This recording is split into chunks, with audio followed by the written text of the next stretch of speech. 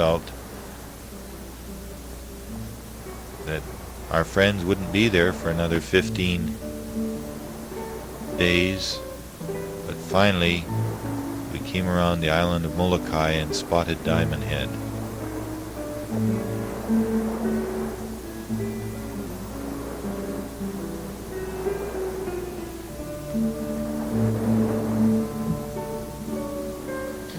My God, we're going to make it. It's been 10 years. A crazy radio transmission 2 days before had been picked up by the Canadian Coast Guard. We never did talk to Hawaiian radio. We'd called them from 100 miles away and were never able to reach them. But we talked back to Canada, almost 3,000 miles away, and were picked up.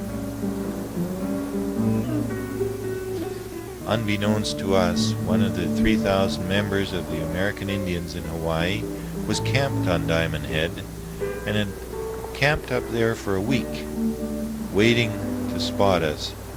But on the morning that we came by, he went down for a McDonald's breakfast and missed us. We came in front of a 30-knot trade wind through the Molokai Channel, which can be extremely hazardous and rough. And we're wondering what we were going to see when we got in. We had to turn around the lee side of the island, re-maneuver. We know we had reefs to go through. We didn't really know what to expect.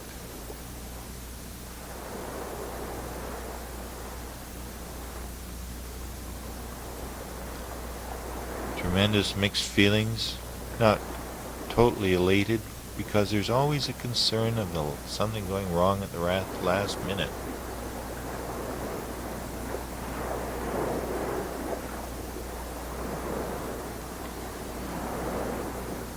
Lovely sailing down through the Molokai Channel.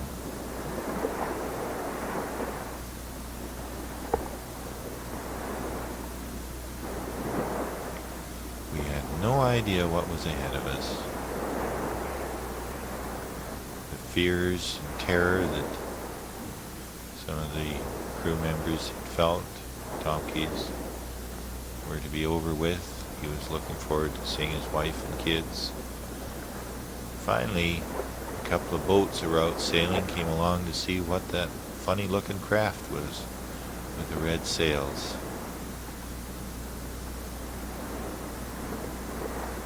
And word got in, and our friends that had been waiting for us came out in another follow-up boat, and there they were.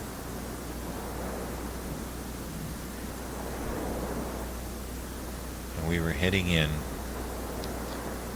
Our first accident occurred. The follow-up boat hit the Orenda and knocked the stern figurehead off, but we didn't care too much then.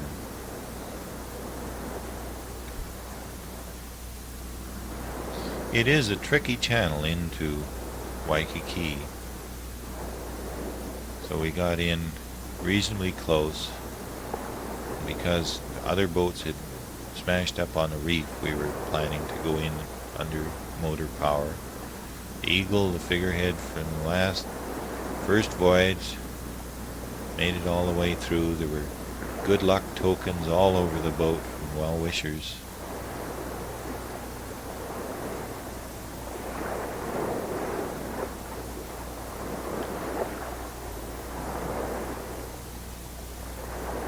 So to be absolutely safe, quarter-mile offshore, we took the sails down and we're going to come in under motor. Now, Karen Lind, who had been involved for 5 weeks, both in the getting together of the groceries and on the very terrible first leg of the voyage, was there. I felt that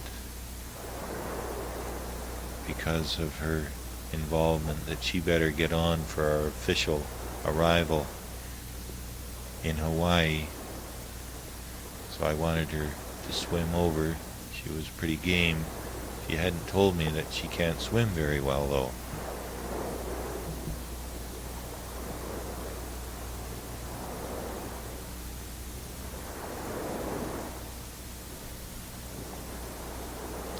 Now, an amazing thing was to happen. We had no idea that there was a lookout on Diamond Head. And when we motored in, there was supposed to be a semi-official commercial welcome because a hotel was giving us some free accommodation. But before we could turn and go down to the hotel dock, we spotted a woman all dressed in white standing on the corner of some other docks. She had a red headband on and had two younger women with her that were dressed the same way. She waved us and yelled and waved us in and said that she'd been waiting for us. Now, there was no publicity about us coming in at that time, and how she knew we were coming, I don't know. But she said before we officially docked that she wanted to bless the boat both in Hawaiian and in English, because she knew we were coming. She subsequently told us 12 things about the voyage that were truly amazing. One of them, she said that we were terrified when waves were breaking on steel. We remembered later about the supertanker passing us. Other stories were so phenomenal. She is the spiritual leader of 40,000 Hawaiians. The spirit of aloha is around you. Go with all these things that our mighty Father give unto us, the art of love. Aloha, aloha, aloha.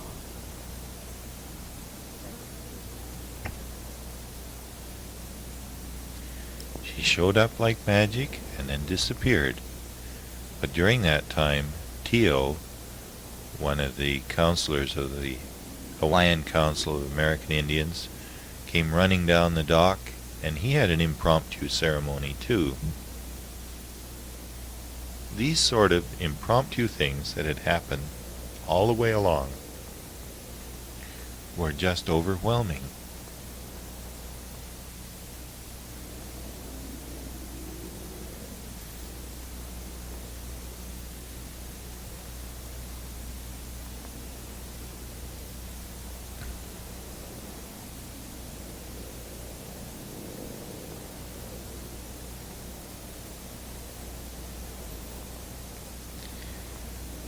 Tio had a bit of a ceremony and wanted us to smoke a peace pipe with him.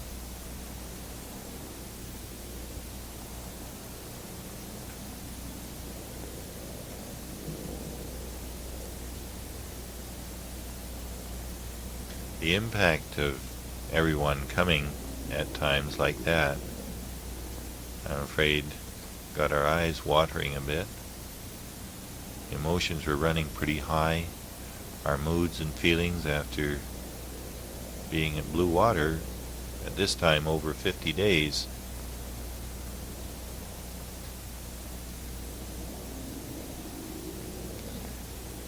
when we did find a berth and docked, another amazing thing happened, and a man who said he was a Maori chief came down, said he was absolutely thrilled that the voyage had been made. Not only did the kahuna lady say that she felt the Hawaiians had come from North America, but here was a Maori chief who said that his people had always known they'd come from the Americas. He asked us to wait a couple of days, that there were some celebrations for us, and then some ladies, some Maori ladies from New Zealand flew in. They knew the words to an ancient chant that depict the route the Maoris took through the Polynesian Islands to Hawaii, and then the huge jump into the rising sun from a land that is without, where the trees are without leaves for half a year at a time and you can walk on the water, and a land in the rising sun. They sang us some canoe chants and also an old Maori song, Beyond the Reef, about a princess who fell in love with a prince on the shore, was very happy but went back to see her people in the ocean and was turned into a reef. And when the trade winds blow, you can hear her voice coming in over the land.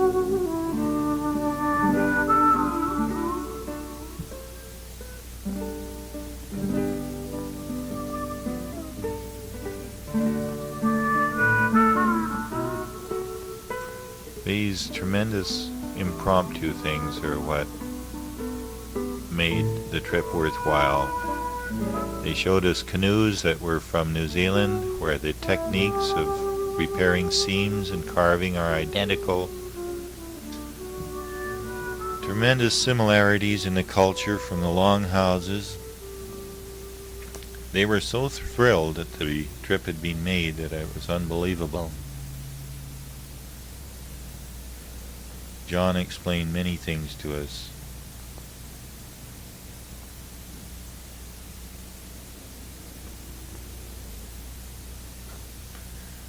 The other Maori chief here cooked us a meal in an earth oven. Of course, some of the foods are definitely from the Americas, like the sweet potatoes, and it's the same method of cooking that's been used in the Northwest Coast.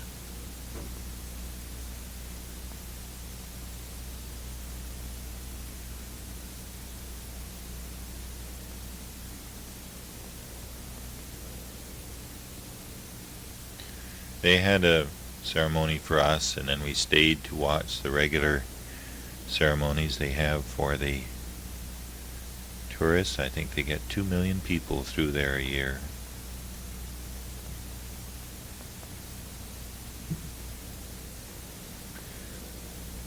The cultural center is on the wet side of the island. We went through 10 rainstorms that day, but it was warm and there was solid ground under our feet, so we really didn't care too much. And then back over at Waikiki, the American Indians had a picnic for us. They had wanted a day to prepare a few things. They had sent their kids off to take rubbings from the ancient petroglyphs or stone carvings from the island. They've got a sacred eagle feather which is registered because it's an endangered species. We still had over 200 pounds of food left, so we supplied one of our containers to the picnic. I think it had canned hams in it. They gave us some other tokens which they say are sacred.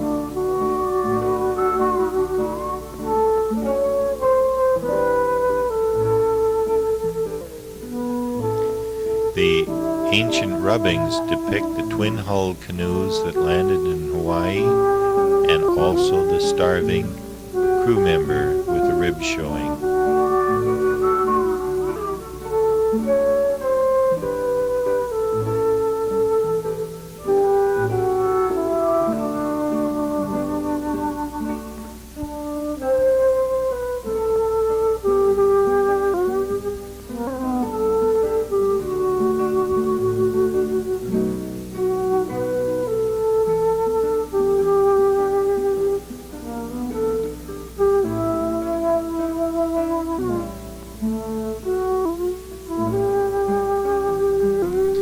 Hot sun and hard ground, and back at the cultural center, when I had thanked this chief for the reception and welcome we got there, he said, "Don't thank me. I want to thank you for bringing back the respect of my ancestors."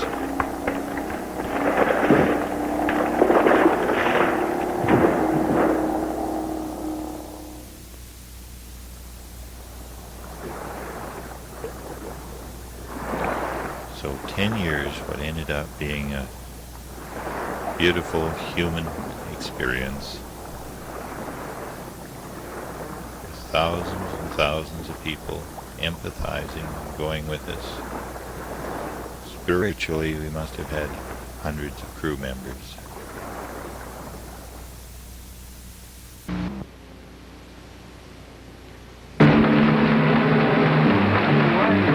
Meet the people whose stories made headlines around the world.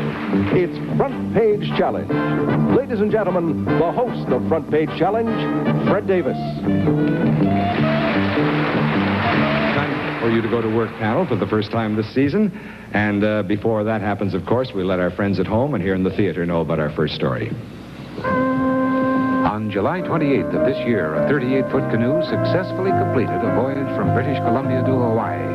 Our challenger initiated and completed the adventure, Mr. Geordie Tocher.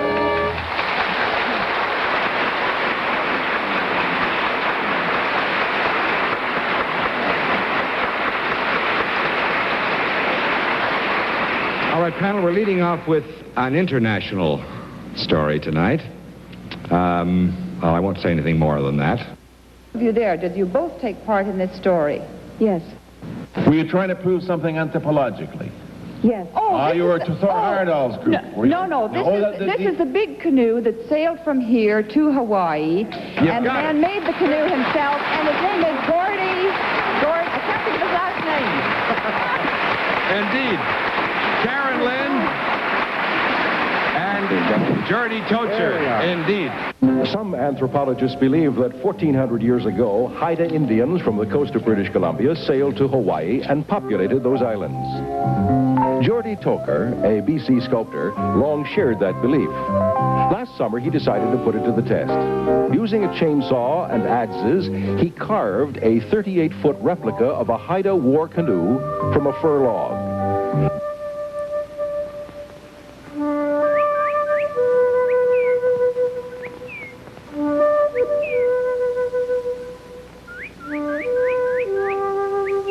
The name of the boat is Orenda, and that's an Indian word meaning a harmony with the world around you, a total tuning in with your environment. And that's the type of feeling that the canoe carver had when he went out to find the tree.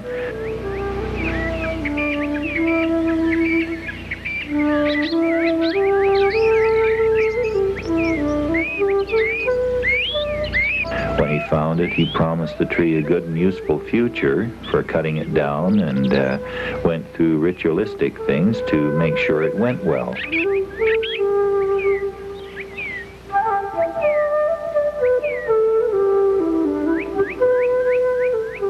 Orenda is only one of many terms for the concept of mana, originally a Polynesian term which anthropologists adopted to try and describe a belief system somewhat different from North American religious background. Mana is an impersonal supernatural force pervading the universe. You do not pray to mana. You do not have images, as some religions have, of gods and goddesses. Rather, it's an invisible binding force, a power that influences life.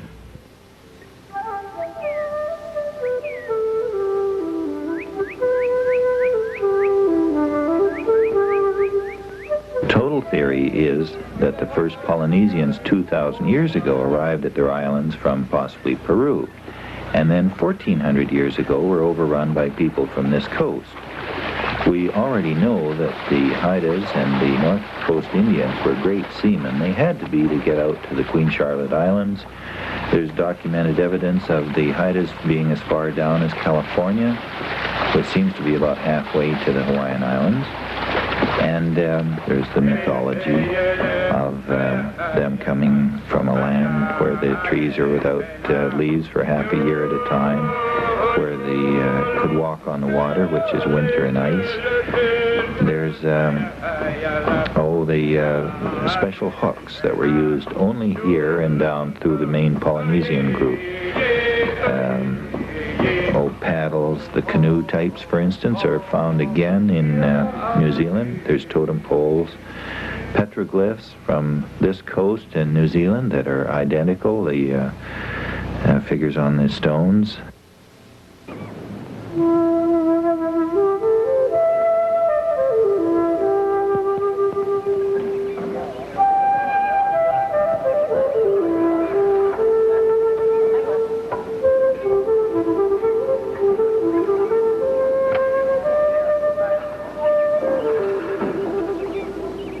As the Orenda was lowered into the water, the concerns were less anthropological than practical.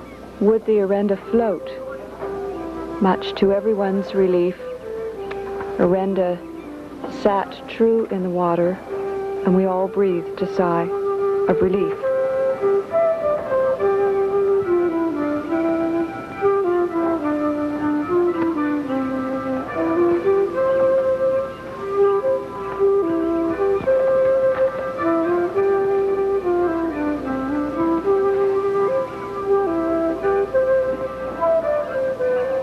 On a rainy May day in 1978, the Orenda officially left Vancouver Harbor. Under a dock sinking with the weight of hundreds of people coming to wish us farewell, we received official greetings from Vancouver to take with us on board.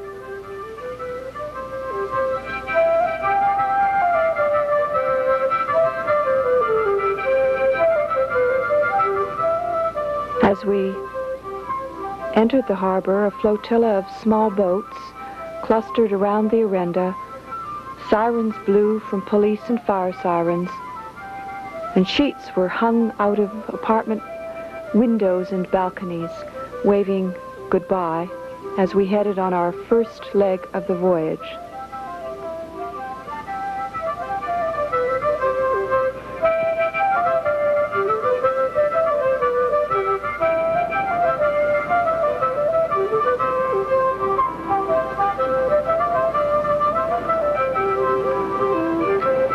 This trip would begin along the coast of Washington as we touched into Cape Flaherty, the last point of land before we would embark on the Pacific crossing.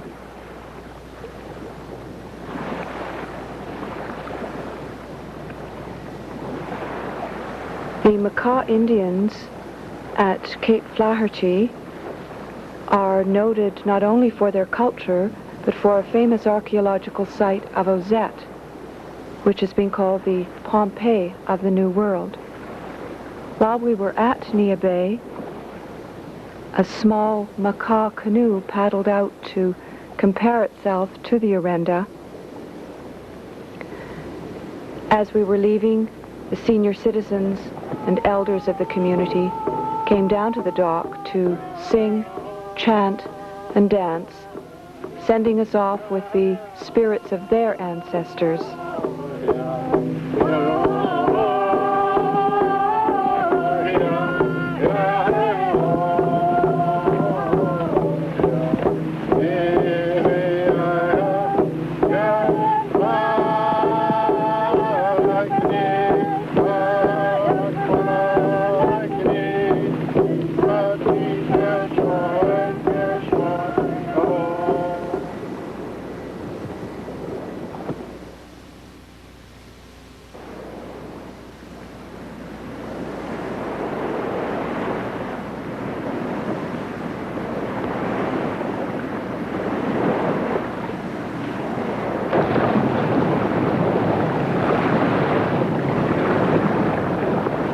The long sea voyage to Hawaii had many dangers and exciting moments. When the crew of the Orenda finally spotted land, Diamond Head, a natural sighting for sailors for centuries past as they come from the west, there was a great sense of relief and jubilation as the Orenda sailed into the modern harbor of Honolulu. Perhaps as many as 1,400 years ago, people from the Pacific Northwest had left what is now British Columbia and headed out to sea, much as the Orenda had done. These earlier peoples may not have known what lay ahead. They indeed may have left unwillingly to escape enemies. Perhaps they were swept out to sea by bad weather, or they may, in the truest sense of the word, have been explorers. We were reminded of these thoughts as the canoe touched land to be greeted by a kahuna, a traditional Hawaiian spiritual leader who blessed the boat. The spirit of aloha is around you. Go with all these things that our mighty Father give unto us, the art of love. Aloha, aloha, aloha. The kahuna greetings were followed by a representative of the Hawaii Council of American Indian Nations, who lit and passed an honorary pipe to the members of the expedition. There are several thousand North American Indians in Hawaii who belong to this organization. The Indian celebrations on the beach were followed by ceremonies by Maori people who chanted some of their legends and myths, which recounted the story of their beginnings, coming from a long distance away from the west by sea.